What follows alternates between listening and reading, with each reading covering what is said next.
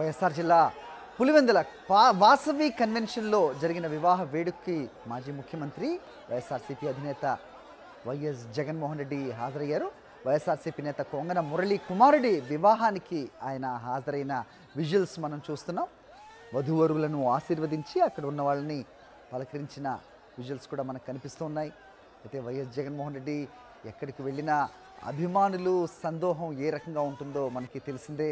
అది వివాహ వేడుకైనా మరి ఇతర కార్యక్రమం అయినా అదే విజువల్స్ మనకి ఎక్కడ కనిపిస్తాయి. నూతన వధూవరులు సాయి కిరణ్ అలాగే వినీతను వైఎస్ జగన్ ఆశీర్వదించారు.